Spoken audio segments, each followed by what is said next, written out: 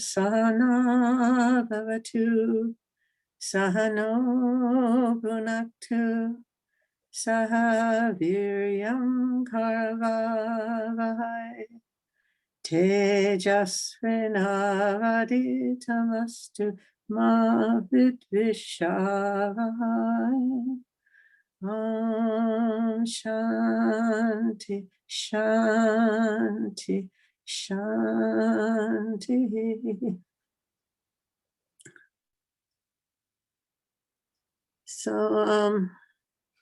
So we'll talk about a joyful approach to spiritual practices. You may remember that Ramakrishna liked to visit various religious groups in and around Calcutta. He liked to see what was going on and get a feeling of, gauge the religious condition of the people of the city. So, and he wants to, you guys can show your faces if you like, you know, you don't have to hide. Anyway, so he used to tell the following story. He said, once I went to a meeting of a Hari Sabha. The preacher of the day was a pundit named Samajai. And can you imagine what he said? He said in the course of his sermon, God is dry. We must make him sweet and fresh with our love and devotion. And Ramakrishna said, I was stunned to hear those words. Then I was reminded of a story. A boy once said, at my uncle's house, there are many horses. Yes, his whole cowshed is full of them. And Ramakrishna says, now, if there was really a cowshed, then horses could not be kept there. Possibly he had only cows. What did people think on hearing such an incoherent statement? Similarly, just fancy to describe God, who is of the very nature of love and bliss, as dry. It only proves that the man has never experienced what God is like. So we're all spiritual aspirants, and we want to be close to God, and we want to enjoy that love and bliss. After all, as Swami Vivekananda reminds us, we are children of immortal bliss. We are inheritors of God's own nature. But why don't we feel that love and bliss when we practice our spiritual disciplines? So often we hear devotees saying that repeating the name of God is tiresome, or that the mind cannot be controlled during meditation, or that as soon as they sit for japa and then meditation, they fall asleep.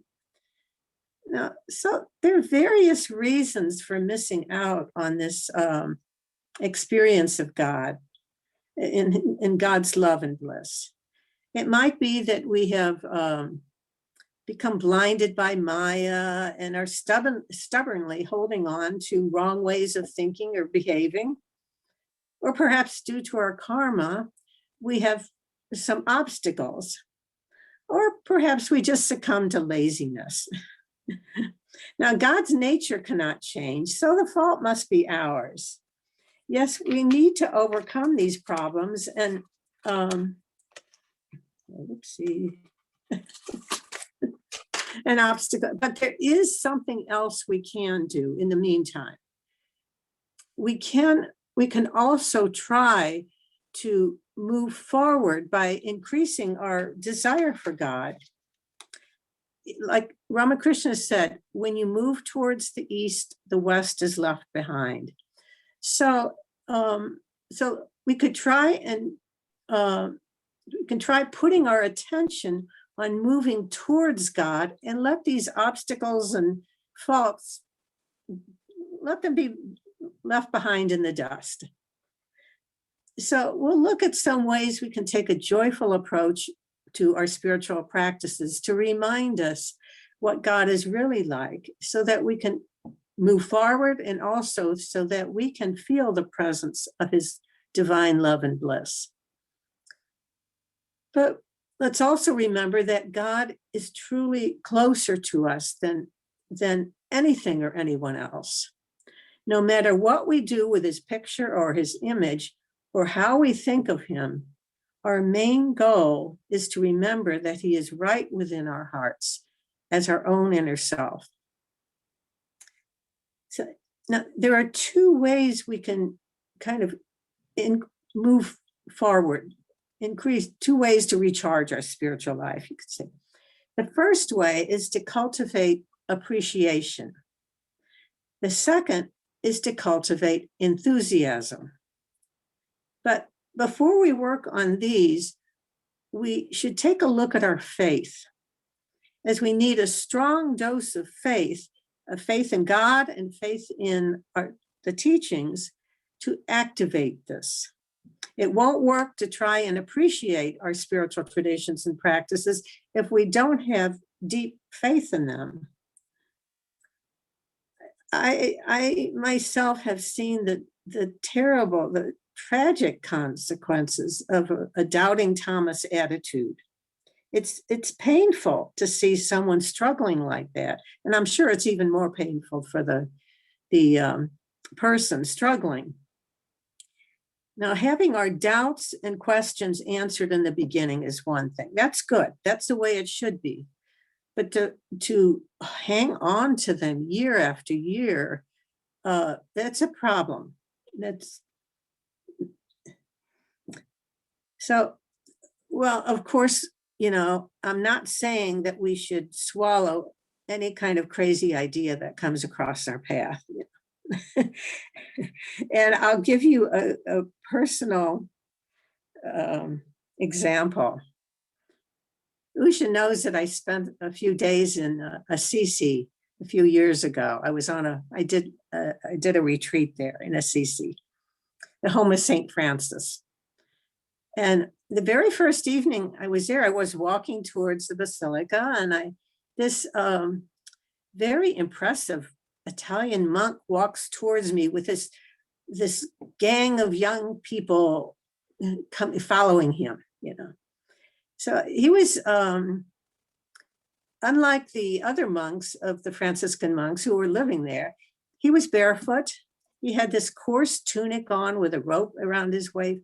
So he's very impressive looking. And he walked towards me and he greeted me and started talking about his teacher. He said his teacher was a prophet like the prophets of the Old Testament Bible. I don't know if you're familiar with them, but they used to, these prophets, Isaiah, Samuel, and all that, they would give these fire and brimstone sermons to the people and say, you must change your ways, otherwise the wrath of God will come. But so that's how these prophets, he said his teacher was also a prophet. They predicted things too. They could see, apparently his teacher had visions and he could see things and predict things, like these Old Testament prophets. Now, I asked him about his group, and he said their precept was love and peace. Amor e pace was the Italian he used. Amor e pace. He used it again and again. It means love and peace. Well, that's very impressive, And he said these words over and over again, and I saw that he greeted people with those words too. So I was very impressed. And as he had some literature with him, one book was written by his teacher. I thought, oh, okay, let me see what this is all about, So I bought a couple books, and it's a good thing I did. It's a good thing I read them too. Oh my. Like I said, a prophet of the Old Testament is fire and brimstone,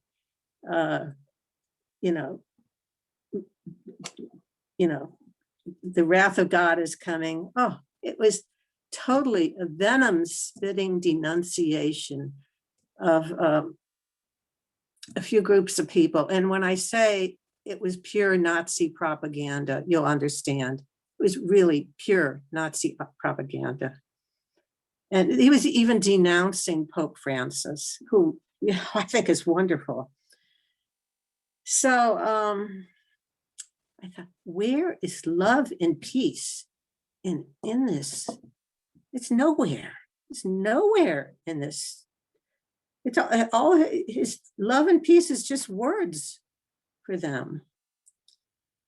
So I thought, some discrimination is good regarding the teachings and teachers we come across, so we don't come across, start swallowing anything from these false prophets. However, once we've found a tradition or teacher that really puts love and peace in practice, then we can understand we've come to the right thing. Love and peace, I think, is the test, but these should not be just words.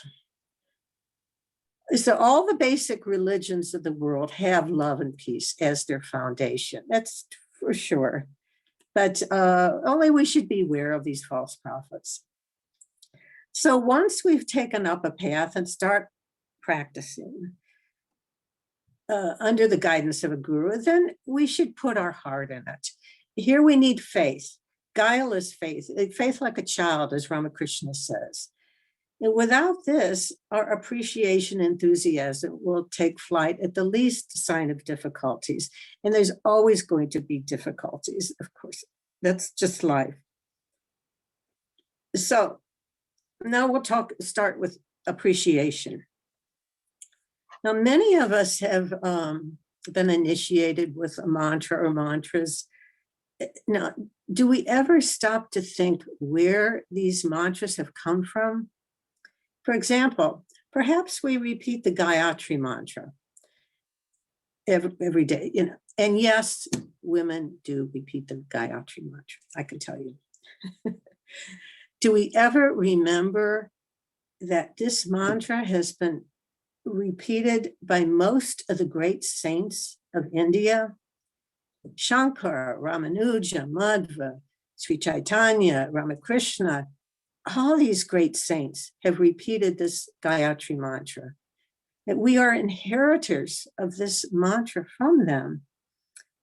And this is not to speak of all the other great rishis and sages in ancient times who repeated this mantra. Yes, the Gayatri is a Vedic mantra and has been handed down for thousands of years, and from teacher to student. And all these saints and sages have added their power to an already powerful mantra. So before we repeat it, I think it would be good to first stop and remember that we have inherited this mantra from all of these great saints, and we should make good use of it then. We should also remember what a profound and beautiful mantra it is. Whether we think of the effulgent one as the sun or as Brahman, either way, it's something to be meditated on deeply. And for many people, repeating this mantra is all the spiritual practice they need.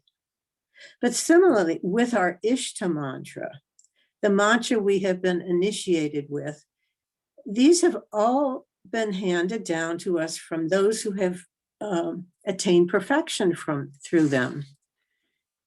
Perhaps these mantras may not be as old as the Gayatri Mantra, but if we think about these great saints who came before and repeated them, and they have attained perfection through them, we will be deeply grateful to them, as well as grateful for being a recipient of this mantra. I've heard that in the Ramakrishna tradition, all the mantras that are given were given to Holy Mother by Ramakrishna himself. So they are all awakened mantras that will, if used properly, will awaken our spiritual consciousness. So if we keep remembering this, we will have real enthusiasm for repeating them. And of course, then we should have deep gratitude and appreciation for the teacher who has imparted this mantra to us. He or she has been found worthy to be a fit recipient to receive it. And then on top of it, a fit receptacle and transmitter of this mantra. Our teacher has then offered this mantra to us in an initiation. And we should also remember that an initiation is not just an ordinary ceremony. In an ordinary ceremony, it doesn't mean that something has been transmitted, conveyed in the ritual. But that's exactly what an initiation means, that something has come through, has been conveyed in this ceremony, in this initiation. A subtle power has been imparted along with the mantra. Now, really, it's a great mystery, and this is part of spiritual life, that we can't understand everything about spiritual life. Some things are a mystery, and that's just the way it is, because some things are just too subtle for us to understand unless we are, highly like a Ramakrishna or somebody of a great saint like that. But because this initiation is such a special moment in our lives, I've heard that many of the sadhus take a moment before they start their japa in the morning. They take a moment to remember their initiation every day.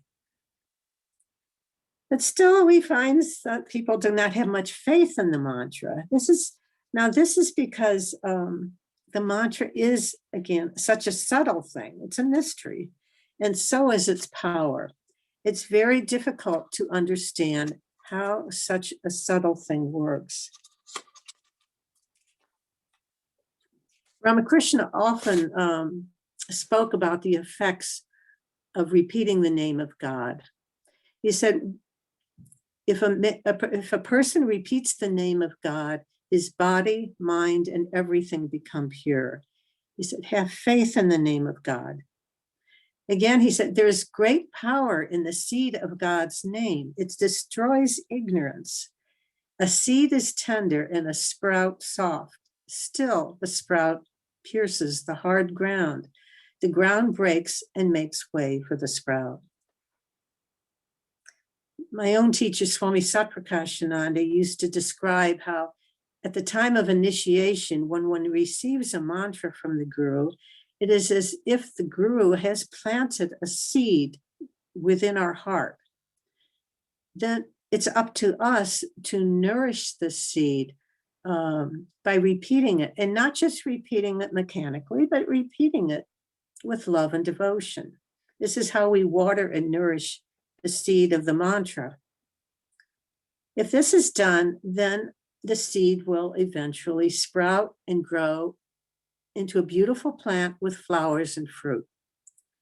Now, what are the flowers? The flowers are our spiritual experiences, and the fruit is our liberation. But, we have to remember patience is necessary. Just like a seed does not grow into a plant in one day, similarly, we can't expect results from our japa immediately. We have to have patience. Again, Ramakrishna also said, God and his name are identical. There is no difference between Rama and his holy name.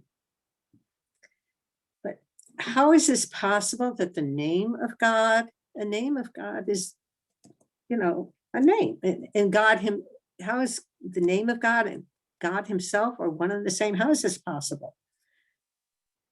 This is possible because a mantra is made up of a series of sounds, which as we repeat these sounds, it takes the form of subtle waves. I don't know if you've seen a recording device where it shows the waves when words are said. If you see these sounds on a special recording device, you will see that each sound creates certain waves, a particular wave for that particular sound. Yet, according to science, every material thing in this universe is also composed of waves and particles. They say one moment they are waves, and one moment it's particles. And so everything is really both at the same time. So if the name of God, now what finer wave could there be than the personal God? So if the name of the Lord and the Lord himself are both waves, then the waves of the mantra and the waves of the form are identical.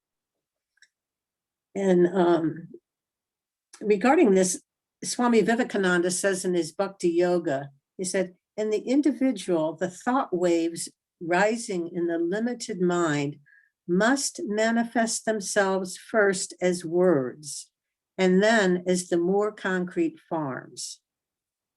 Then Swamiji says, the same personal God can and does take various manifestations, and each of them, therefore, must have a particular word symbol to express it. A different word symbol for each form. These word symbols, he said, which evolved out of the deepest spiritual perception of sages, symbolize and express as nearly as possible the particular view of God and the universe they stand for. And they are all helpful to divine meditation and the acquisition of true knowledge. For example, suppose you like the form of Mother Durga and you repeat a mantra with her name.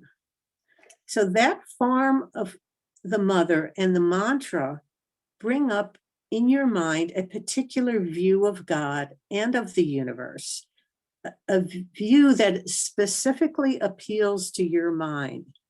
And this is the same with other mantras and deities. Each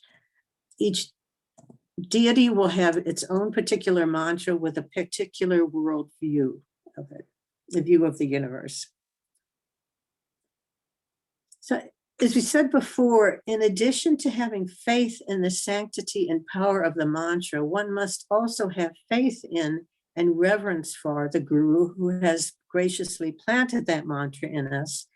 And one should also have love for and faith in the aspect of God whose mantra we have been given. Now, the Sri Vaishnava commentator Pillai Lokacharya says, if one has abundant love for the mantra, for the subject of the mantra, that is the aspect of the Lord indicated by the mantra, and for the teacher who bestows the mantra, then the mantra will succeed.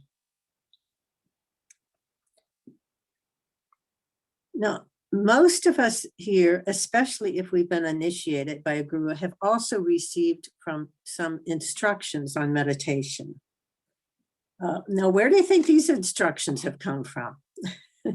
These instructions also have been handed down for perhaps thousands of years, from teacher to student.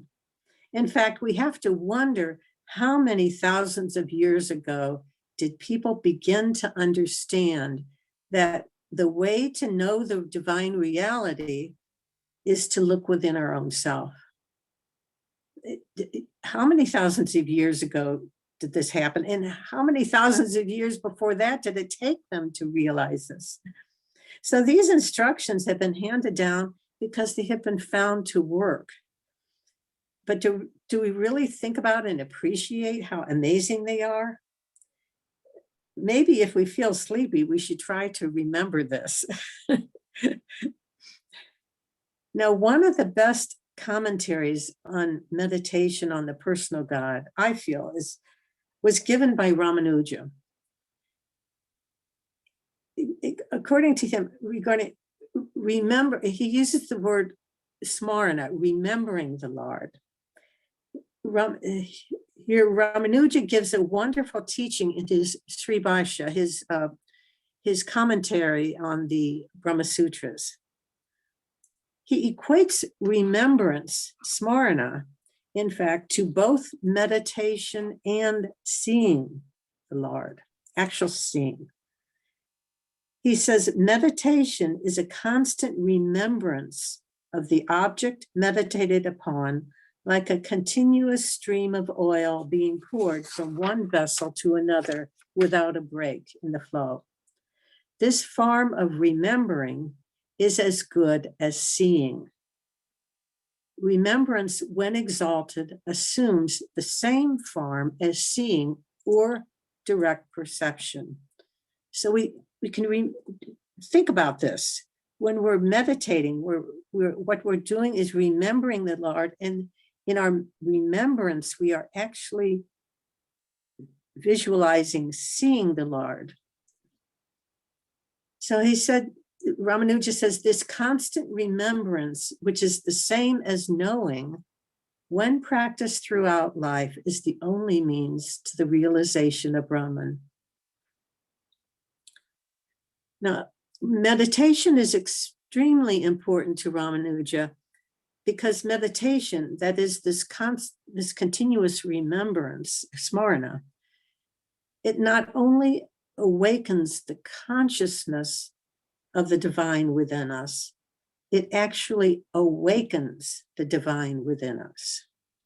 The divine gradually becomes a living presence within us in a very real sense. This is the purpose of repeating the mantra also. Now, another way of looking at this meditation is given by St. John of the Cross. To him, meditation was simply a conscious allowing of the Lord to enter into us. He said, contemplation, for the Christians, contemplation really means meditation. He says, contemplation is nothing else but a secret, peaceful, and loving infusion of God, which, if admitted, admit this infusion of God, will set the soul on fire with the spirit of love. Now, perhaps some of us don't care for the idea of God having a form, and we prefer to think of God as formless. Ramakrishna will say, yes, by all means, go forward in this way. But then Ramakrishna will also tell another person, meditate on such and such form of God. You will see him in your heart. So for Ramakrishna, who really knew, both are true. Yes, God is formless, and yes, God has form. So he often gave the example of water and ice. They are one and the same. Now, supposing we do believe in a God with form, what does that deity, that God with form, really mean for our spiritual life, our practices? Actually, it means divine love. That deity, that is, that form of God is love, and the devotee's relationship with him is also love. But the question is, if this love is the Lord himself within us, then why don't we feel this love? Maybe we could love God if we could feel his love for us. So how do we know if he loves us? Well, according to Ramakrishna, we can know this because God actually assumes qualities and forms for our sake, to draw us to him. As I mentioned a moment ago, he gave a beautiful example of water and ice. He said, Satchidananda, this is God, the absolute, the formless God, is like an infinite ocean. He said, intense cold freezes the water into ice, which floats on the ocean in blocks of various forms. Likewise, through the cooling influence of love, of bhakti, one sees forms of God in the ocean of the absolute. These forms are meant for the bhaktas, the lovers of God. But when the sun of knowledge arises, the ice melts. It becomes the same water it was before, water above and water below, everything, everywhere, nothing but water. That is God, the absolute. Ramakrishna says, but you may say that for certain devotees, God assumes eternal forms. He says, there are places in the ocean where the ice doesn't melt at all. It assumes the form of quartz. Well, we hope that continues. We hope that stays that way. So what Ramakrishna is saying, the point I'm trying to make here is that there's a mysterious connection between the Lord and the devotee. Out of love, the Lord assumes, he actually assumes forms and qualities for our sake, so that we can get some hint of his love for us and his desire to intervene in our lives, to draw us to him. Again, through his devotees, the Lord can taste the bliss of his own self. So he has a little selfish desire there too. He can taste his own love through the devotees. So this is why God wants to attract the people to him. And once attracted, he doesn't want to let them go. So the Lord, God with form, has some stake in attracting devotees. He exists in his forms solely for them. But you can ask, why does he deluge us with Maya so that we forget him? But you should remember he also has his yoga Maya that draws people towards him and helps us remember him. Ramakrishna used to say that whenever the Lord sees that there is a decline in people's love for him, he sets about arranging things to renew this love. Perhaps he sends some special soul to this world. Sri Ramakrishna compared such a soul to a superintendent of an estate. After bringing one part of an estate under control, he goes to another. Or sometimes the Lord himself might come along with some special souls. He'll come as an avatar then with some special souls. And he himself will teach people devotion.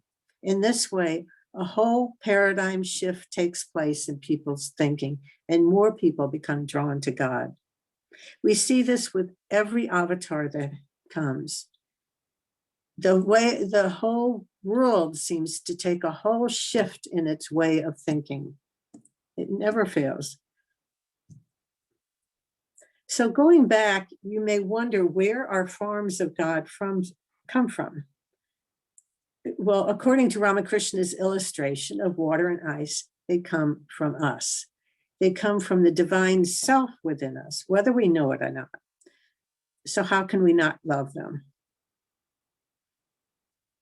So now we'll turn to enthusiasm.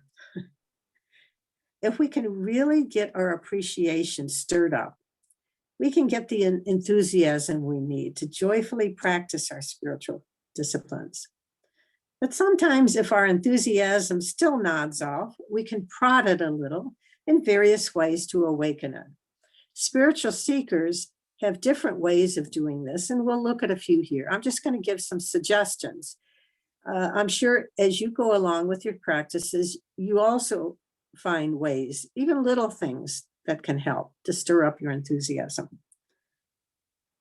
Of course, the first and foremost, I believe, is enthusiasm for holy company.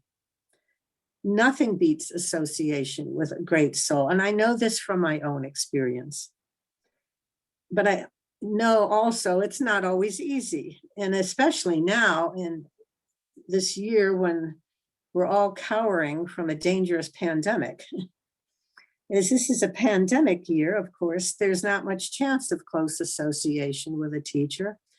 Yet you can find many of them giving weekly classes on Zoom. So this is the pandemic has gifted us with this Zoom talks. Yeah. And when this pandemic finally does subside, then of course you can go and meet them yourself.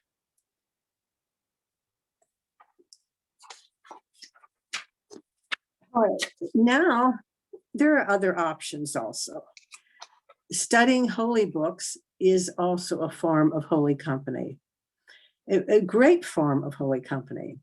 As we read books by or about great souls, we almost feel as if we are living with them, especially if we make a habit of reading them every day. It's a particular book every day, a favorite book, Books, especially books of conversations with great souls, like conversations with Ramakrishna or Ramana Maharshi or like that. These are especially good. You really feel holy company with these. These are very effective. Some people read from the Gospel of Sri Ramakrishna every day. In fact, the conversations in the Gospel can be even meditated on as if you are actually sitting there in the room with Ramakrishna. And this is the way M intended them to be. This is why he wrote it the way he did. Now, another book that some people read every day is Sri Ramakrishna and his Divine Play. Though it seems at first that this is a biography of Ramakrishna, actually it's much more than this. It's as you read it again and again, you'll find that it's actually a manual of spiritual life. There are incredible spiritual instructions in it. So even after reading these books 40, 50 years, they never get boring. You always find something new in them. And sometimes I read the gospel and I think, what? Ramakrishna said that? And I've missed that all these years, And it's such a joy to find something new, enlightening that we've missed. It's been there all along, and yet we've missed it all these years. But then on top of it, I feel that we should also add some new material to our holy reading, including books about other religious traditions. I myself feel it's very enlightening to read books about other religious traditions. It's actually amazing how much we can learn about our own tradition by reading books about other traditions. For one thing, we discover how these traditions are not so different than as we thought. And then again, we also see things in our own tradition that we haven't seen before by reading books about other traditions. New discoveries like this are very joyful experiences because our hearts and minds expand. And this is what Swamiji wanted. He said, expansion is life. And that, of course, implies that the opposite, a narrow-minded attitude is like death. Another thing that struck me when I first started reading the Gospel of Sri Ramakrishna was the songs. I was amazed at how much Ramakrishna sang, and such beautiful songs too. Of course, in the English version of the Gospel, we get the songs as poetry. We don't get the music, of course. But either way, whether you know them as songs or as poetry, you get an amazing experience. Like all art forms, poetry is a wonderful conveyor of religious sentiments and experience. And this is conveyed through the beauty or sorrow, or sometimes even through humor. And to add music to the poems creates another kind of joyful, beautiful experience. Many of you from India know some of these songs and can sing them with the original music. But then many of the creative people of the West have also brought much joy to our centers by composing music to go along with the English translations of the songs. These are sung in many of the centers in the US. But besides these songs, the songs that you are familiar with, have any of you ever looked into the poems of other poet saints like Tukaram or Andal or Mirabai or Surdas or or some of the other Shaiva saints. What a joy to see the many ways the Lord is adored in such songs, ways we've never thought of before. For instance, have you ever contemplated being a pet dog to the Lord? The dog Baba? Tukaram has quite a few songs in the dog Baba. I'll read two. They're just delightful. Here's one. Right. Like a dog lying at your door. Hurry, hurry. I bark your name. I bark, I get up, I sit down again. But never, O Gopal, would I leave your feet. Says Tuka, I know my master's weakness. He just loves to fondle his pet. And there's another one here. God just loves his dog. I'm no slave, I'm his pet. He's taught me to sit by his side, to be where he is. I'm allowed nothing more than to growl now and then. Says Tuka, when he caresses me, I almost feel like a saint. It really makes you want to be a pet dog to the Lord. And then who hasn't wondered if the Lord really listens to us? We often feel he must be deaf. Tukaram raised a complaint for all of us. He says, I shouldn't speak, but the situation compels me. The whole world goes hoarse, appealing to you. Oh, conjurer, who has spread out this vast show, I know you are really a beggar worth nothing. Having become your dependents, we have become shameless, and therefore we put up with you. We do not know how you will contrive to end all this clamor created by us. Says Tuka, you are fair indeed, my lord. You accept my service without any response.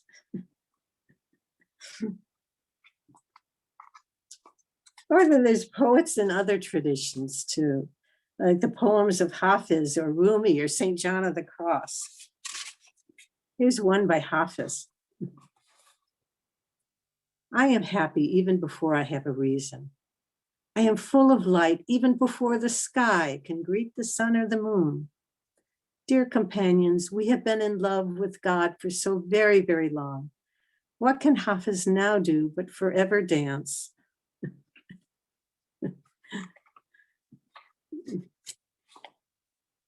Some poetry, some songs are just very inspiring. It really gives you the enthusiasm. Now, reading these poems is wonderful, but if you can sing them, that's even better. But for those who don't sing, there are also many, many beautiful hymns, Sanskrit hymns and prayers for chanting, such as hymns from the Chandi or hymns by Shankaracharya, beautiful hymns by Shankaracharya, devotional hymns. So spending some time every day in this can be very uplifting. But better still, you could even write your own songs or poems. If you paint, you could use that as a talent too. Worship God with your paintings and stuff. This is all ways to create enthusiasm too. Now, along with this, I'm sure many of you have already done this, and that is setting up a shrine in your home with holy pictures or images and spending some time every day with the Lord. As you know, as you probably know, we should not just keep the pictures there, sitting there. We should also pray to them and acknowledge each of them every day. Now, have a relationship with them, a conversation, in fact, with them. In the morning, tell them about what you plan to do in the day. In the evening, report to them about your day. I heard that the Raja of Trivandrum used to go to the Padmanabha Swami temple in Trivandrum every day and report to him in the morning. This is what we do, what we would do today. This is what we plan. And in the evening, he would report, this is what has happened. This is how much money has been spent. This is how much money has come in. He was the Raja reporting, but the Lord was the actual ruler. That's what the attitude he took. And he reported to him every day. That was required of him. So also, report to tell the Lord what you going to do or what you have done. Share your joys and sorrows with him, your hopes and fears. Then you will feel that they are your own relatives and friends. Here also, of course, you do your singing or chanting as an offering and your japam and meditation. If we make a habit of coming to our shrine every day and doing this the same time every day, our spiritual practices become more focused then, because our mind learns that this is the time we are to sit and put our mind on God. But of course, we should also remember that our japam is not just for certain times of the day, in the morning and evening. We can do japam all day, throughout the day. If you get the mantra going continuously, even while you sleep, you will always feel that you are in touch with the Lord. As we said earlier, the Lord and his name, his or her name, are identical. And having the Lord's name going constantly helps awaken God's presence in you. Again, we shouldn't feel that we should limit our time in our shrine to the morning and evening. Whenever you feel in the mood or have some extra time, sit for meditation.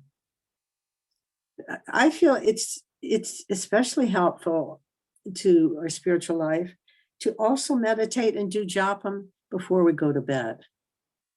Sometimes the best meditations, I think, happen as we don't feel any pressure of any work to do afterwards. Then we are just free then to just think of the Lord right before we go to bed. Now, another thing too, and one of the other nuns in Santa Barbara was mentioning this too, having pictures of gods and goddesses elsewhere in the house is also very helpful. They keep us reminded of the Lord, even when we are working and doing other things in our home. Here too, I think we should acknowledge them, each of them every day. For one thing, it helps us practice the presence of God. In fact, I like to think of the pictures and images in the house and here individually as windows to the divine. I like to feel that I am connecting to the divine whenever I'm in my room with my shrine, or whenever I pass by some of the pictures in the house. I not only feel that I am connecting with them, but also that they are seeing and connecting with me too.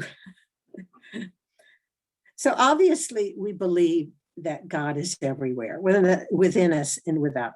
But these divine windows keep us aware of them, keep us thinking of them and connecting with them. It's an opportunity for us to continually be reminded of them. Whether we do it in a devotional way or as a reminder of the divine presence, either way, it is very uplifting and joyful. So after all, what is this practice of the presence of God? It is really the constant reminder of our own divine nature. We may see a form of the Lord outside of us, but that form also reminds us of our relationship with the Lord. And our relationship with the Lord reminds us of our divine, of the divine self, that we ourselves are divine. So then there's another practice that can bring joy to our life, and that is establishing a certain relationship with the Lord. Perhaps we love a certain form of the Divine Mother, perhaps Durga or Kali or Lakshmi, or when we see her form or repeat her name, we automatically feel that we are her child and she is our mother, and that we are protected and loved by her. Or perhaps we like Krishna or Shiva or Ramakrishna. Perhaps we feel we are a friend of Krishna and we imagine that we play with him. We can freely say anything to him, even scold him. This is also true if we think of the Lord as our child, that we are the parent, the mother or father, and the Lord is our little child. We're going to really scold him then for all the mischief he does with our life. But we can also have an outlet then for our own tender maternal, paternal feeling, parental attitude. Now, there are various relationships, and if we can really get to the point where we automatically feel our relationship when we think of the Lord, then the joy of having a spiritual life really starts becoming established. And if we can really focus on this during our meditation, then our joy is unlimited. We really feel then that we are in the company of the Lord. Then, as Ramakrishna said, instead of the Lord being the magnet and we being the iron filings drawn to the magnet, then we become the magnet and the Lord becomes drawn to us like iron filings. So this is what we're aiming for, love for love's sake. And this is the real love and bliss of God. Thank you. So are there any questions then? No. I don't know what time is it. Oh. Mataji, I don't have a question, but I want to bring that in what Brother Lawrence. Brother Lawrence. And you know, I mean, whenever I read, he says, no need for formal worship. Just you know, be like you're with your relative, with your family.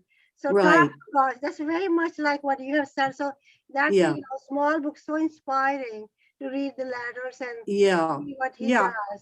Yeah, that's what Ramakrishna emphasized too. Treat God as your very own. Don't make him some majestic, awe-inspiring thing, you know, something that we have to be afraid of. Make him your very own. Your own relative, your own friend, your own child, like that. So. I think Meera has a question. Yes, Mataji, thank you so much for a wonderful talk. One thing I wanted to ask you, I saw that there were so many good suggestions. There were obviously, I mean, especially the Tukaram was the best. I mean, it was awesome. I don't think I'll forget that ever. But here's what I wanted to ask you. So, you know, when you say about building a relationship with, say, Thakur, I think the fear I have is that, like all of my other relationships that I do have, that I might take that for granted, or I might not, you know, the tamas and raja, you know, all of that emotions that usually drive in a regular relationship will also somehow contaminate. You know, I'll bring all of those dynamics anyway in there. So how do you deal with that? I don't think it's possible, because just, you know, supposing if your relationship is with Thakur or something, Thakur himself, just thinking of him is so purifying that I don't think that there's room for that. You will always feel that he is your very own. Just I know there are times when you can get mad at him, like Tukaram complains, you know, you don't listen to me, you know. He has a lot of complaining songs. But still, there is that love there. And there's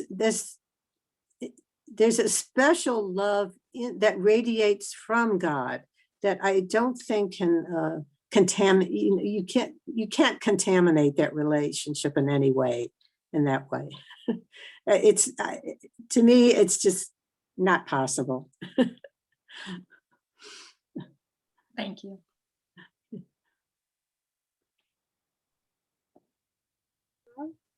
Well, can I do a quick follow-up if there's before and somebody else raises? So Sure. follow-up to this is, so just to clarify, I want to get more specific, I think. So for example, sometimes I feel like, I should have done a task on time. I procrastinated, I've been lazy, or I haven't shown initiative, or and some mistake I've clearly made. Most times intentionally, sometimes unintentionally. So then I feel like then when I come back and ask for, like, if I'm looking for some more like real inspiration to break through my fear or whatever, I feel then when I come and pray, like I keep thinking, but the pattern is the same. I do it again and again. So it just gets, so, I think I am disappointed, but I don't know. So it's just, so that's where, like, I feel like that's the taking for granted. And that's what is so problematic for me. So, and right now it's something that's really problematic for me. So if you can share anything or help me with that, I'll be grateful. So you're taking something that happened during explain it a little bit more. You're taking something that happened during the day. Yeah, so I should have done a task a year ago. I did not. I sat on it, or I just didn't pay attention to it. And suddenly now it's super important, and I have like a tight timeline coming in 30 days. And there's a lot of regret, but I've hesitated to go and pray and ask for help because I'm thinking, you knew it a year ago. So you did what you had to do intentionally or whatever. Now you want to come and pray, and now you want to get away from it. Like, so that's where I am. Sorry. Yeah, no, don't worry about that. You just tell the Lord, look what a stupid thing I did. It's my fault, but you got to help me. I need your help. Okay, maybe I goofed, but if you could give me some help on this, it would be really great. I would be very grateful. And how much love I would have, more love for you I would have. Don't worry about that. Just tell them, okay, it's my fault. Mata talking about the photos all around the house, and it's so, I do that. I have in every room, but I say, they're watching me all the time. That's good. Wherever you go, they're just everywhere. So I know. Sometimes I question, is it that's where they should be, or should I not? Yeah. Well, just, the Lord is with you all the time anyway. So you're inside. So he's inside and outside. I don't see, but photos I see everywhere I go, they're looking at me. Yeah, good. That's good. That's the way it should be. Just constant reminders, constant presence. Yeah. Well, this was very nice. I don't know anybody else has a question, and otherwise we can wrap up. Anyone has questions? Ask more questions. Mata is ready. Such a beautiful talk. It's very inspiring, very kind of, to the point, what we need for everyday living. Abhay, you have a question? No, I want to thank Mataji for a nice discourse today. We really enjoyed and inspiring. Yeah. Thank you. It's very helpful. God is within us just like a microchip. Whatever we think, whatever we do, it is there. Right. He knows it. People get worried about the spying. Big Brother is watching. Look at all the spying. And I think, God is watching us all the time anyway. He's inside of us, watching us, inside, outside, what difference does it make if it's some camera? Thank you.